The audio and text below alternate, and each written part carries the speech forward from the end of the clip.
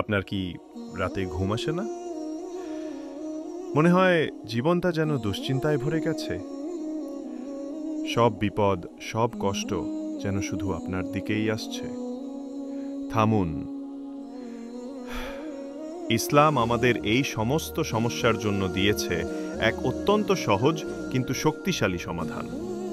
আমাদের প্রিয় নবী হযরত মুহাম্মদ সাল্লাল্লাহু আলাইহি ওয়াসাল্লাম শিখিয়েছেন এমন একটি দোয়া যা দুশ্চিন্তা, কষ্ট, এমনকি ঋণের বোঝা থেকেও মুক্তি দিতে পারে।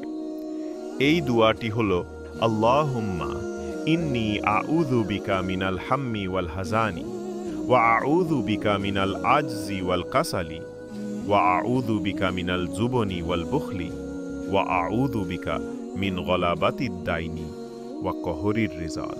অর্থাৎ, হে আল্লাহ, আমি তোমার কাছে আশ্রয় চাই চিন্তা ও দুঃখ থেকে। আমি আশ্রয় চাই অক্ষমতা ও অলসতা থেকে। আমি আশ্রয় চাই কাপুরুষতা ও কৃপণতা থেকে।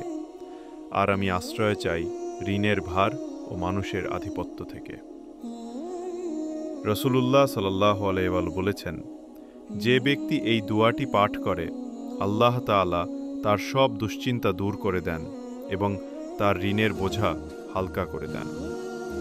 ভাবুন তো, এই সামান্য একটি আমলই আপনার জীবনে এনে দিতে পারে প্রশান্তি, সুখ আর আত্মিক শান্তি।